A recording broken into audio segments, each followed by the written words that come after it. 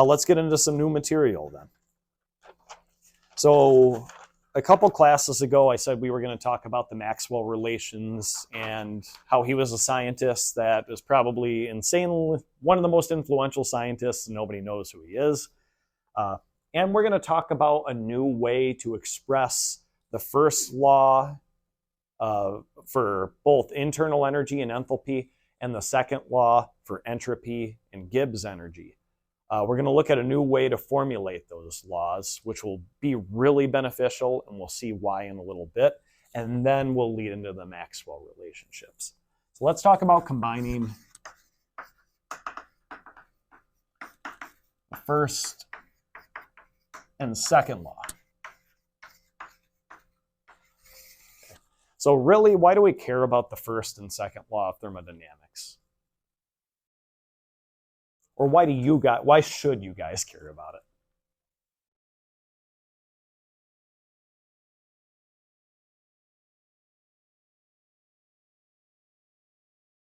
So like, what's the purpose of 2/3 of this class, I guess?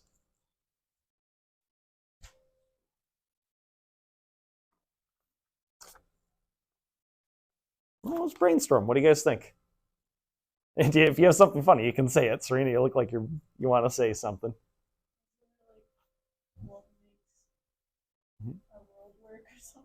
Yeah. Like, why do things happen? What do the first and second law tell us?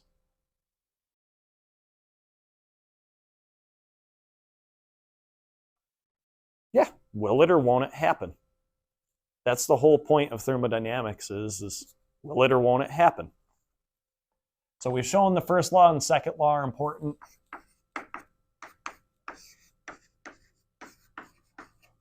Like Ellen said, it predicts spontaneity.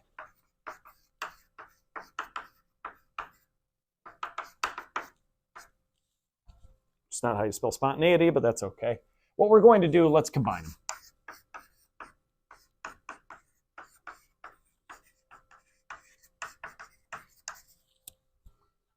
Okay. This is where that awesome meme comes in. What's the first law defined as again? Yeah. I think so usually I get a gift for the students who complete both semesters of PChem, but now I might be getting a gift for those who just complete the first semester where it's a button like that. I really want that. Okay, we have a couple different expressions for these guys. What was dW equal to if we're considering only pressure volume work? Yeah. And technically that should be a P external. If it's reversible, it's good. What about,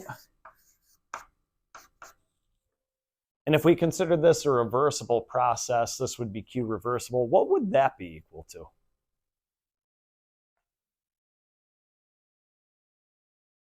Not for a reversible process. That would be for an adiabatic process. No. I think what I'll get to this one. We've done this through the Clausius inequality. That, right? Where all we're really doing is just moving that T over to the other side. So let's take this and plug that stuff in. So what's du equal to then?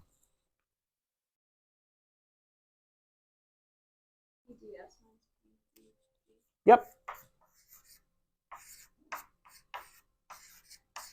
Okay.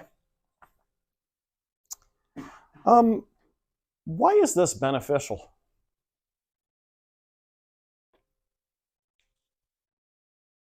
What do you notice about all these functions? Yeah, they're all state functions. We went away from having, what type of functions are these guys? Yeah, path functions to state functions. That's easy. You can look at changes in those. Bam, you got what you need. Okay. Now, we're going to express this differential in another way, where we've done it with other functions, where we've had like a partial derivative times this guy plus another partial derivative times this guy. So if I have du, and I know I have ds here, and a dv here, what partial is going to go in this spot?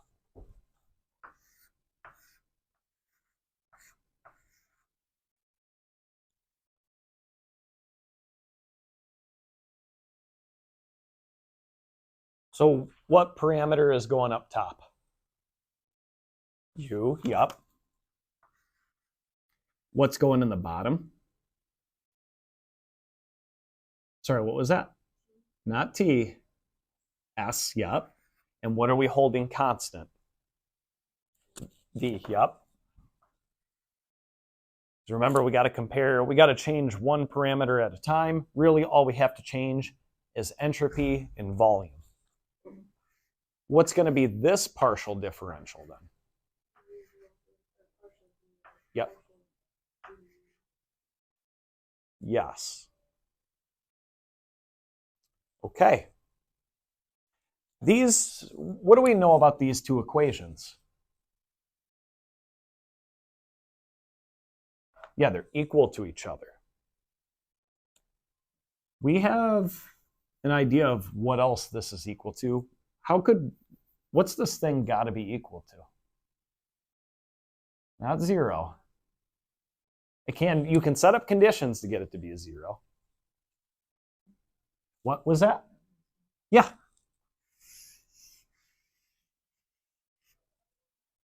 Those two have to be equal to one another. What's this weird partial equal to then? Yeah. Negative b, yeah.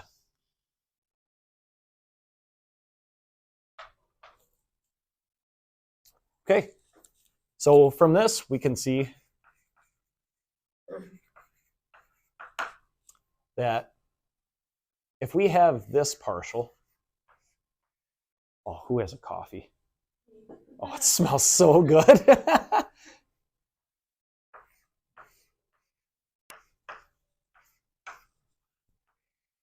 And then what's this partial equal to?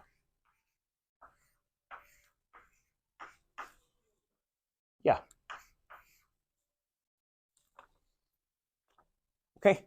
This is useful because if we ever see these partial derivatives somewhere, if they pop up, we can just plug this in its place. Of these two, which one would you say would be easier to figure out?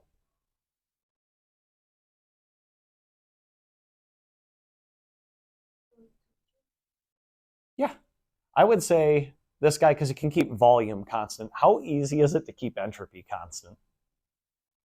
Not possible in most cases, but you know that these things are equivalent to one another. The other benefit is can we measure volume easily? Yeah. Can we measure entropy easily? No, that becomes a little more difficult. But temperature is really easy to measure. Like you guys told me, if you had to measure any one of these properties, temperature is it. Bam, put in a thermocouple or a thermometer, bingo, bango, you know the value. Okay, so let's talk about why this is useful. This is useful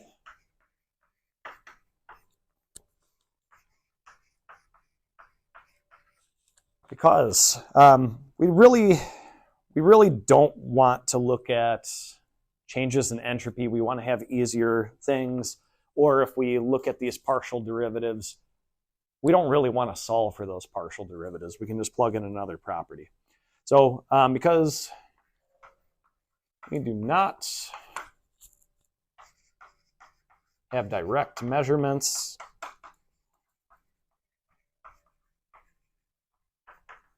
for changes in internal energy.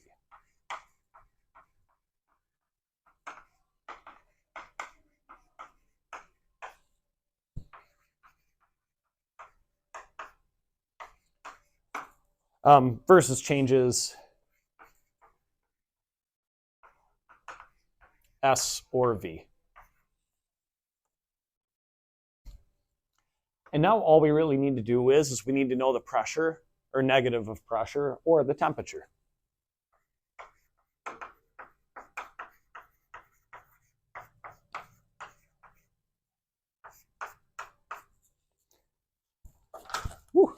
So things that we can actually measure that are easy to measure. Okay, so this is known as a natural variable equation. When you're looking at natural variables,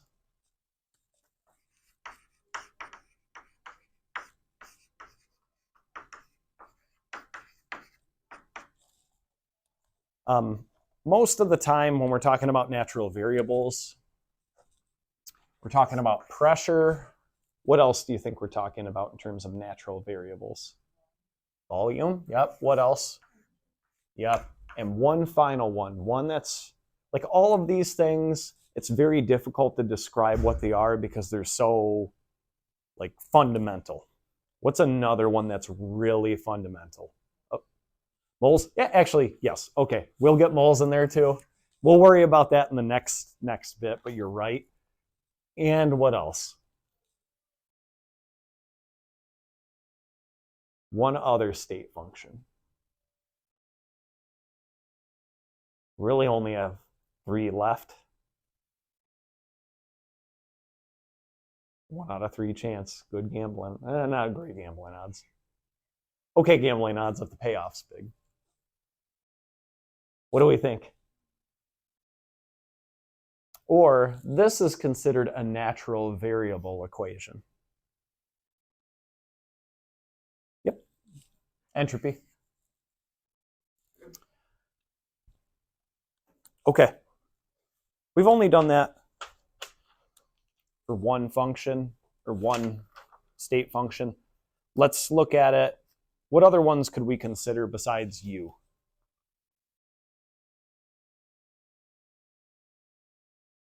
Yep, enthalpy. What else?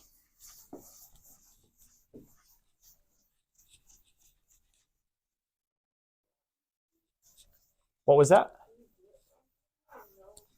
No, because it's one of the natural variables.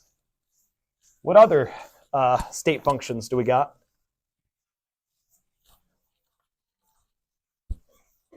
What was it? Yep, Gibbs. And what was that other one that's kind of weird that you almost never talk about? Yeah, Helmholtz. We're going to do it for all of those. So let's talk about the natural variable equations.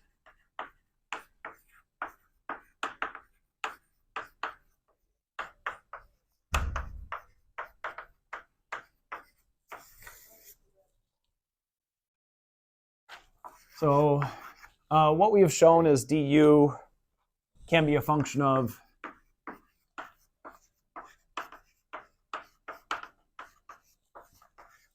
natural variables.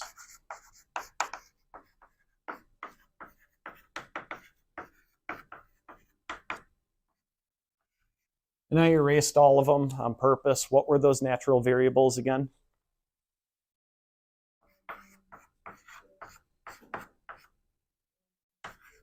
Yep. We're not going to worry about moles yet. We'll worry about that later, but it is one. Okay, let's consider enthalpy. So can we do this?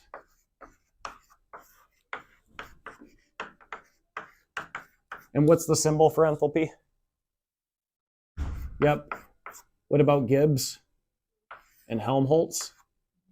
Yeah, A. I don't know why it's an A. I got to look up historically why. Okay.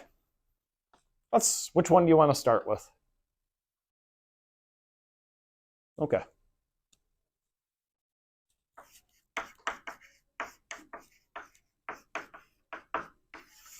What's enthalpy defined as? H is equal to what? Yep. Okay. We want to look at small infinitesimal changes. What's dH equal to? Yep.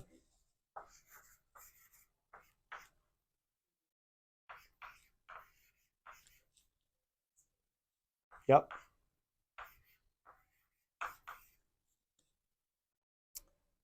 Okay. Which portion of this is expressed in natural variables?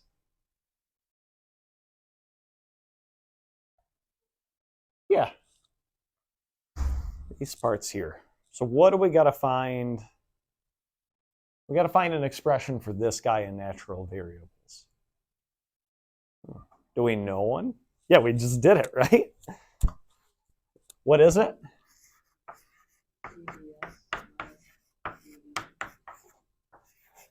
Yep, we're going to take that, plug that right in there.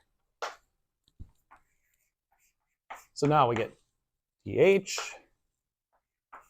TdS minus PdV plus PdV plus VdP.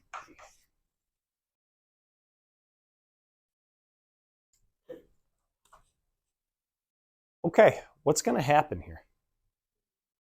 And we're left over with what for dH? Yep.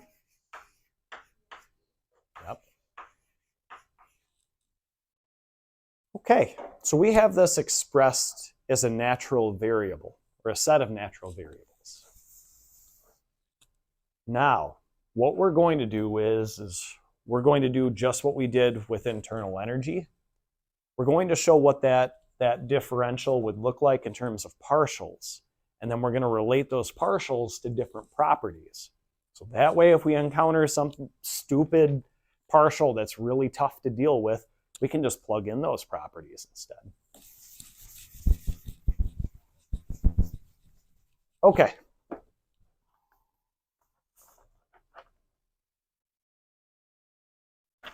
So, dH, what's the first partial we're going to have? So we got to change the main function we're looking at. So what's going up top? D. Yep, H.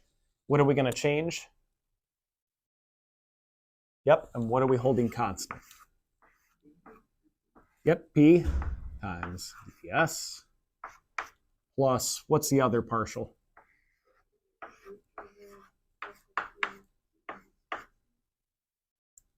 Partial of P, yep. Oops. Times P. Okay, we just have this other natural variable equation.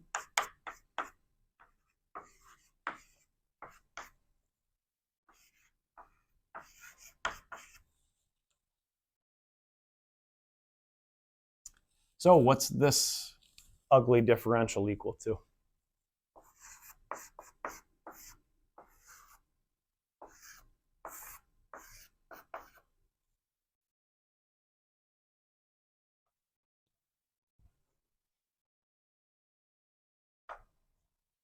Yep.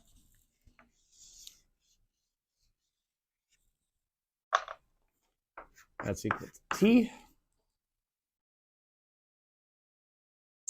What about this differential?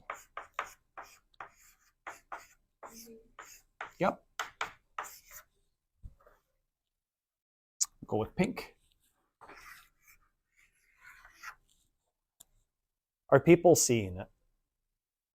Okay. Let's do this part in terms of getting in natural variable equations for Helmholtz and for Gibbs, and then we'll write down all the different relations we can get. As part of your daily problem, you have to show what a couple, like how to derive a couple of these. Okay? Then we'll see the use of this in a little bit too. Okay, which one do you want to do next? Okay.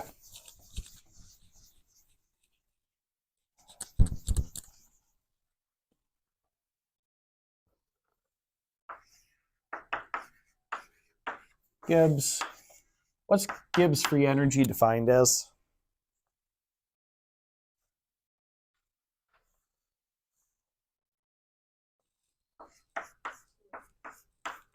Yep.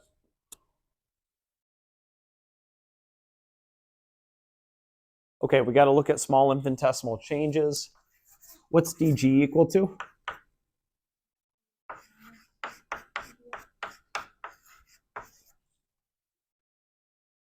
What else? Yep. Yep, because you got to do product rule. Okay. Which portion of this is in natural variables? Yep, last two terms, just like last time. What now? Yeah. We figured out the natural variable equation for dH. What was it again?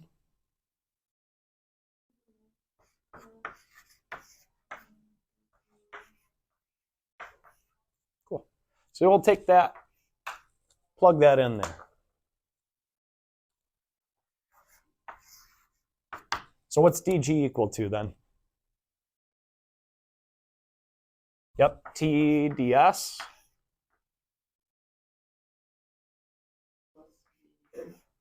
Yep, dP. Yep. Yep. What's going to happen here? Yep, TdS goes away. And we're left over with V dP and what else? Yep.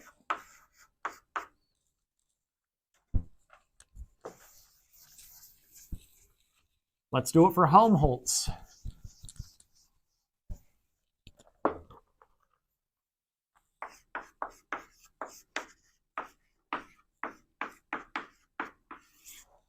How's Helmholtz energy defined? Yep. U minus TdS. Okay, if I'm looking at dA, what's that equal to?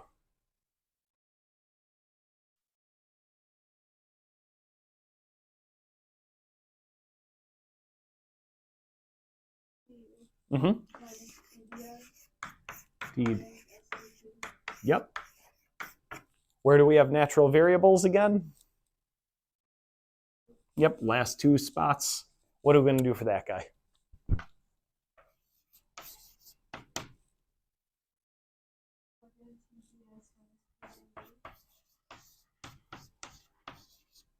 Yep, plug that in. So now we're left over with dA is equal to what?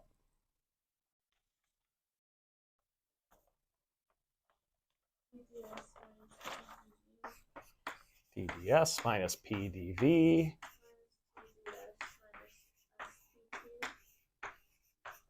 Yep. Okay. Anything going to disappear or go away?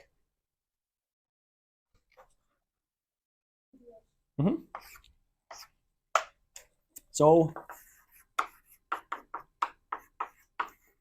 we get negative PdV. What else? Yep. Okay. All of these are the natural variable equations. You can utilize them in many different ways.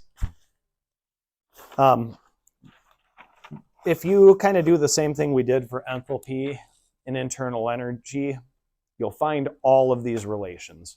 What I'm going to do is scramble down just literally a list of how you can relate these natural variable expressions to these partial differentials. This isn't a list you have to know, but it is a list that will be very beneficial to have on your cheat sheet when you go to take the Quizlet. Okay? So other relationships.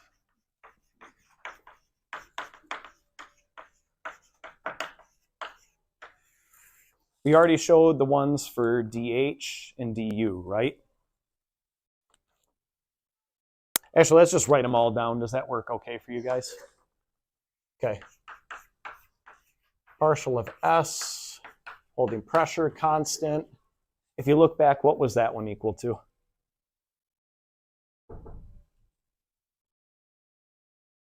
Yep. Partial of H, partial of P, holding S constant. What was that equal to? Yep. Let's do U real quick and get that one out of the way.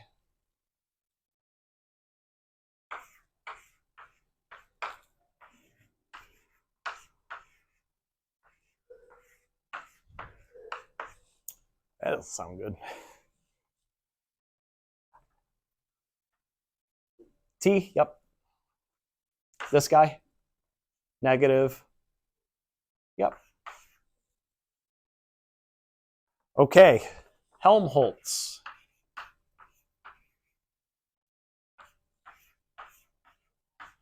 That one's equal to negative S.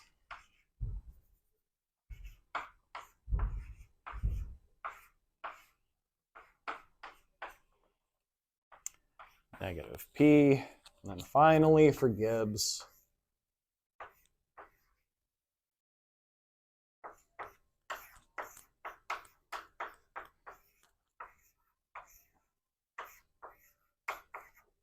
is your arm tired yet?